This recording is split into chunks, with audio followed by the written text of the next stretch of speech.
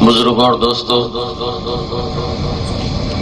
آپ اور ہم اچھی طریقے سے جانتے ہیں کہ یہ فیضان غوث اعظم کا جلسہ ہے۔ عموماً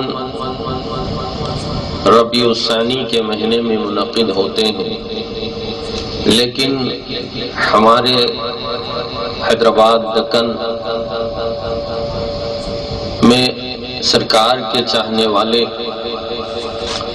اور حضور غریب نواز اور سرکار پیر غوث الثقلین رضی اللہ تعالیٰ عنہ کے چاہنے والے بے شمار الحمدللہ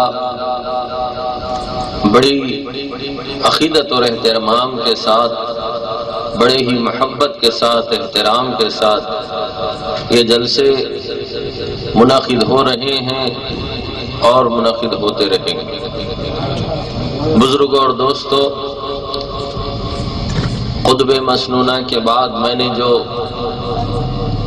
قرآن پاک کی آیت کی تلاوت کا شرف حاصل کیا، اللہ تعالیٰ اپنے محبوبین کی شان میں ارشاد فرماتے ہیں کہ الا خبردار،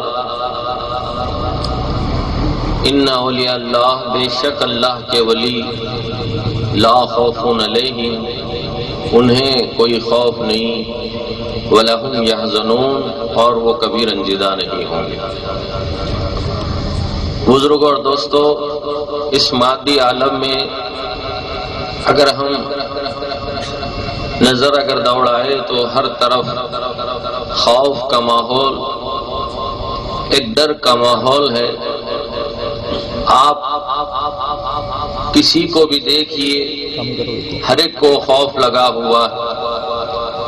یہ پہاڑ جو بڑی آب و تاب کے ساتھ، بڑی شان و شوکت کے ساتھ،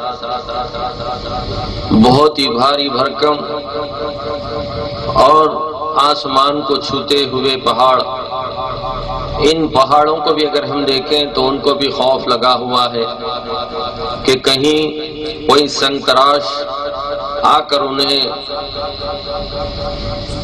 تراش نہ دے یا ان پتھروں کو کاٹ نہ دے۔ اور اسی طرح درختوں کو اگر ہم دیکھیں تو بڑے بھاری درخت جس پر پھل پھول اور پتے لگے ہوئے ہیں، وہ درختوں کو بھی خوف سے لگا ہوا ہے۔ وہ خوف لکڑہارے کا خوف ہے۔ اب اگر ہم لہلہاتی کھیتی کو دیکھیں، گھاس کو دیکھیں، پودوں کو اگر دیکھیں تو اس کو کسی وحشی جانور یا کوئی چار پاؤں والا، کوئی جو ہے نا بھیڑ یا کوئی بکری وغیرہ کا خوف اس کو لگا ہوا ہوتا ہے۔ اگر ہم چاند کو دیکھیں تو چاند کو بھی گہن لگنے کا خوف لگا ہوا ہے۔ اگر ستاروں کو دیکھیں تو سورج نکلنے کی، روشنی کے نکلنے کا خوف اس کو لگا ہوا ہے۔ اگر کسی غریب آدمی کو اگر دیکھیں تو اس کو سرمایہ دار کا خوف لگا ہوا ہے۔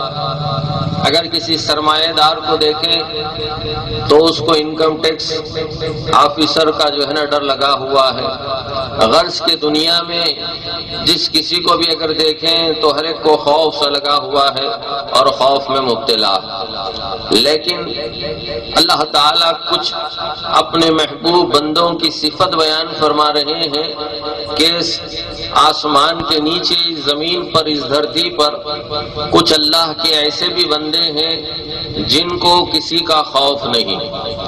اب خوف اور رنج جس کو حزن کہا جاتا ہے، پہلے اس کو اگر ہم سمجھیں، خوف اور حزن، خوف یہ عربی لفظ ہے اور اس کا تعلق مستقبل سے ہوتا ہے، اور حزن کے معنی ملال یا افسوس یا غم۔ اس کا تعلق ماضی سے ہوتا ہے تو اللہ کے ولی، اللہ تعالیٰ کے جو محبوب بندے ہیں جن کو اہل اللہ کہا جاتا ہے، ان کو گزرے ہوئے زمانے کا کوئی غم نہیں ہوتا، کوئی ملال نہیں ہوتا، اور آنے والے زمانے سے بھی وہ خوف زدہ نہیں ہوتے۔ اللہ تعالیٰ انہیں حزن اور خوف سے مبرہ کیا، لا خوف علیہم ولا هم یحزنون، ان کی شان مولا بیان فرمایا۔ سرکار دو عالم صلی اللہ علیہ وسلم ارشاد فرماتے ہیں کہ حشر میں اللہ تبارک و تعالی کچھ ایسے عالیشان مقامات پر میری امت کے اولیاء کو فائز کرے گا جن کے مرتبے کو دیکھ کر شہداء اور انبیاء رشک کریں گے کہ مولا یہ کون نبی ہے اور ان کو یہ مقام کیسے ملا؟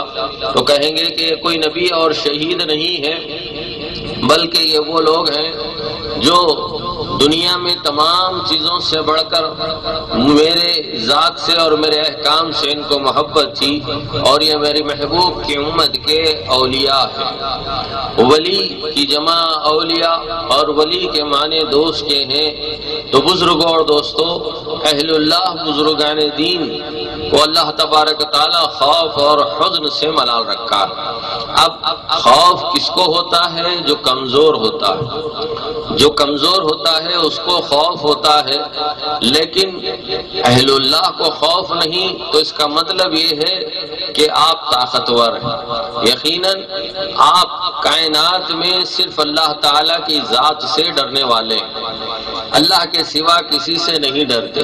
اور حضور اکرم صلی اللہ علیہ وسلم بھی ارشاد فرماتے ہیں کہ اللہ تعالیٰ دو خوف اور دو امن کو ایک جگہ جمع نہیں کرتا۔ ایک خوف مخلوق کا ہے اور ایک خوف خالق کائنات کا ہے۔ ایک دنیا کا امن ہے اور ایک آخرت کا امن ہے۔